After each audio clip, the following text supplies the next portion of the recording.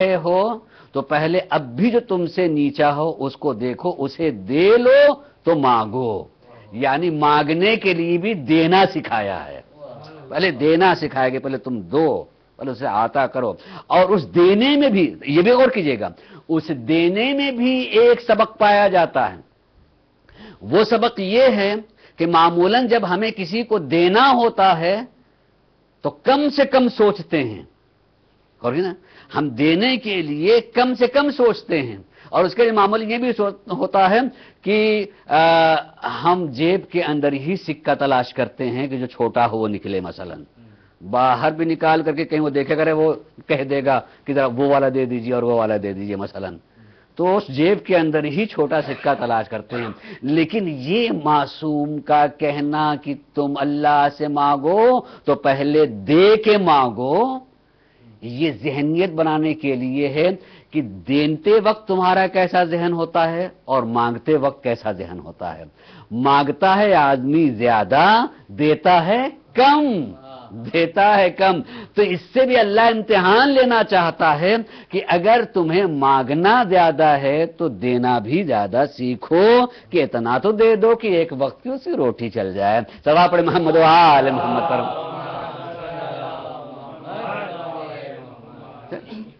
और उस पर अल्लाह ने वादा किया है कि अगर तुम इतना दोगे तो मैं उसका 10 गुना तुम्हें दूंगा। और हकीकत है, सच्चाई, कसम है। मैं कसम खाई, तो मासूम का कौल कसम के लिए होता ही नहीं है, लेकिन तजुर्बात के लिए कसम की जरूरत होती है कि अगर इंसान जो है वाकन लिल्लाहियत, मासूमीन के कौल की सच्चाई को साथ रखते हुए, उस पर यकीन करते हुए अगर किसी को देता है, मुझे तो कभी नहीं लगा है कि दे और वो वापस ना मिला, उससे ज्यादा वापस ना मिला, उससे ज्यादा उसको वापस ना मिला। यकीन कीजिए उससे मिलता है। यकीन कीजिए कि उसने इतना कम से कम इंसान को एहसास हो जाए कि जिसने जो है मेरे सामने हाथ फैला दिया है। दो सूरतें हो सकती है, एक ये कि आदमी जानता है कि झूठ का जमाना और झूठी, और इसको झूठ में जानता हूं, तो ये एक अलग मसला है। उसके लिए एक हदीस पढ़ दूं, फिर उस वाक़े को मुकम्मल करूंगा कि इमाम, अगर तुम ऐसे जमाने में जिंदगी गुजार रहे हो जिस जमाने में बेईमानी ज्यादा हो, तो एक ऐसा भी आदमी आ जाए जिसको तुम जानते नहीं हो, फिर भी उसके बारे में बेईमानी ही का ख्याल करो कि ये भी बेईमान होगा। ये मासूम कौल है, मैं आपको दिखाता हूं। मासूम कौल है कि उसको भी समझो, इसलिए कि जमाना ही ऐसा, सब ऐसे चले जा रहे हैं, सब ऐसे ही आ रहे हैं। हम चले जाएं बिल्कुल सफेद पोश किस्म का, अरे आइए मौलाना आपके लिए क्या है, हम आपका काम करवा देते हैं और कर देते हैं। मालूम हुआ कि हो तो गया काम, मगर हम लुट गए उसी में, जो है न जाने कहां से कहां तक क्या चीज कर डाला उन्होंने। जमाना ही है।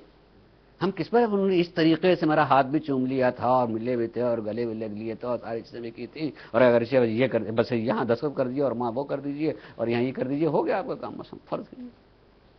मालूम हुआ कि वही सब दस्तखत कर दिए, वो चीज कर, पता नहीं क्या क्या हो गया।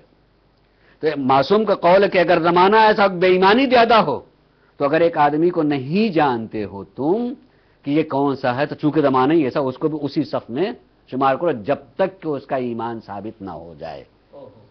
जब तक उसकी ईमानदारी साबित ना हो जाए तुमको। यानी इमाम तरीका, जिंदगी का तरीका सिखा रहे हैं। और अगर ऐसा जमाना नहीं है तो सबसे बड़ा गुनाह है किसी के बारे में तसव्वुर आना, ख्याल आना कि बेईमान हो सकता है, यह हो सकता है। आपको कौन सा कहां से हक पहुंचता है? अगर इस तरह का माहौल नहीं है तो किसी के बारे में उसका गुनहगार होने का सोचना, बेईमान का सोचना, ये सबसे बड़ा गुनाह है। कि एक बंदे खुदा के लिए आपने ऐसा क्यों सोचा? कहा नहीं, ये सोचने की बात मैं कह रहा हूं, फिक्र करने की बात कह रहा हूं। किसे बचकर कहना चाहिए नहीं कहना, क्यों सोच रहे हैं? जब तुम ईमानदार हो तो उसे बेईमान क्यों सोच रहे हो? तुम उसे क्यों कह रहे हो? जब ऐसा जमाना नहीं है तो नहीं सोचना चाहिए। अजीजों, ये हमें तरीका सिखाया है, सलीका सिखाया है मासूम सल्लल्लाहु ने, ताकि इससे हम समझे कि सच्चों का साथ होना क्या होता है। उनकी फिक्रें जो है उनकी फिक्रें पता चल गई हैं, मालूम हो गई हैं, तो उनके अफकार को आमाल की शक्ल में हम दुनिया में लेते चले जाएं। तब इंसान से अली वाले ऐसे होते हैं। अली वाले यानी पहचानो, अपनी बात की तायद के लिए, फिर वाक़ई अपनी बात की तायद के लिए। 8वें इमाम हजरत इमाम अली रज़ा अलैहिस्सलाम, کا ایک مشہور ترین قول اس میں آپ نے ارشاد فرمایا کہ انما شیعۃ علی من صدق قولہ فعلہ، علی کا شیعہ تو بس وہی ہو سکتا ہے جس کے بات کی تائید اس کا عمل کر دے، یعنی جو کہے وہی کرے، جیسا کہے ویسا ہی کرے، اس کے بات میں اور عمل میں تضاد نہیں ہونا چاہیے، بولتا کچھ اور ہے کرتا کچھ اور ہے، زبان سے کچھ اور ہے اور عمل سے کچھ اور ہے، یعنی گویا کہ 8ویں امام علی والوں کی پہچان بتانا چاہتے ہیں کہ علی والے زبان سے نہیں پہچانے جاتے ہیں، عمل سے پہچانے جاتے ہیں۔ صلی اللہ علیہ محمد و آل محمد۔ تو جس نے آگے کہا آپ نہیں، آپ حد جاری کیجئے، بھائی کوئی ایسا نہیں ہوگا، تمہیں شبہ ہو گیا ہوگا، نہیں میں آپ کی طرف، ہو سکتا ہے کہ اتنا نہ کیا ہو جتنے کی وجہ سے حد جاری کرنے ہوئے، نہیں آقا یہ بھی آپ ہی کی تعلیم سے میں نے جانا ہے کہ اتنا ہے، تو اس طریقے سے نہ رہا ہو، یعنی وہی کھلا ہوا نہ ہو، حفاظت سے رکھنا، آقا وہ بھی مجھے معلوم ہے آپ ہی کی تعلیم ہے کہ ویسے ہی تھا، یعنی وہ بالکل مکمل بارگاہ علوی سے پڑھے ہوئے، سب جانتے ہیں۔ امام نے اس کو بچنے کے 4 موقع دیے، بچنے کو اس کے 4 موقع دیے کہ جا سکتا ہے، وہ جا سکتا ہے، اس لیے کسی نے پکڑا نہیں ہے، وہ جا کے بارگاہ الہی مجھے توبہ و استغفار کرے، وہ معاف کرنے والا ہے، کسی نے پکڑا تو نہیں ہے نا، کوئی آ کے اعتراض نہیں کر رہا، کسی نے پکڑا نہیں ہے، کسی نے ظلم نہیں کہا، تو 4 موقع دیے، لیکن جب 4 موقع میں چاروں میں اقرار کر لیا تو شریعت کا حکم ہے کہ اقرار العاقل علی نفسہ مقبول، اگر کوئی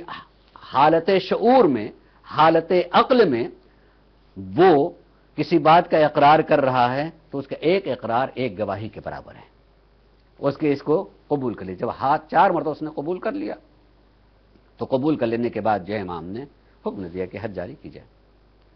حکم دے دیا کہ حد جاری کی جائے۔ یہ امام کا چاہنے والا ہے، میں صرف اتنا بتاتا کہ جو چاہنے والا ہوتا ہے، ہمارے لیے کوئی ایسا ہو جائے، خدا نہ کرے ایسا کوئی وقت آنے پائے تو اپنا امتحان کو تو وہیں امتحان، اپنے ایمان کا امتحان تو وہیں ہو جائے گا۔ یہ صاحب ہم جن کو اپنا سمجھتے تھے، ہم ان کو مولا کہہ رہے ہیں، ہم ان کو آقا کہہ رہے ہیں، اور ان کہہ رہے ہیں کہ اس کو بھئی انگلی کاٹو، انگلیاں کاٹو، تو پتہ چلے گا کہ ہم کتنے چاہنے والے ہیں، تو پتہ چلے گا کہ ہماری محبت کیا ہے،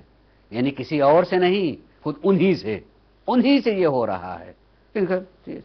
جرم ہو گیا، ثابت ہو گیا، اب اس کو جو ہے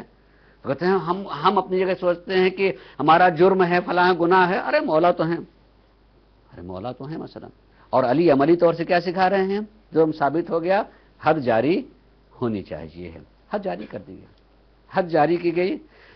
اس کے لیے بھی بڑے احکام، بڑے احکام ہونے کا مطلب کہ ایسا نہیں ہوگا اس کا ہاتھ کاٹ دیا، ساری انگلیاں کاٹ دی جائیں۔ پہلے مرحلے میں جو ہے بائیں ہاتھ کی صرف ایک انگلی، ایک مسئلہ سے ایک انگلی کٹنے کے لیے، کوئی سارا اس کا شور نہیں، دوبارہ کرے گا تو پھر اس کے بائیں پاؤں کی مثلا انگلی کو اس طریقے سے، یعنی اس کے وجود کو نہیں ختم کیا جا رہا، سبق ہے، درس ہے، پہچان، دوسری چیز، انگلی کٹ گئی، اس نے اپنی انگلی اٹھائی، خون جاری، انگلی اٹھا لی، ہم ہوں تو شاید بے ہوش ہو جائیں، یقینی بے ہوش ہو جائیں گے،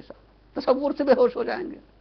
لیکن محبت کا جذبہ جب ہوتا ہے کہ مجھے پاک کیا جا رہا ہے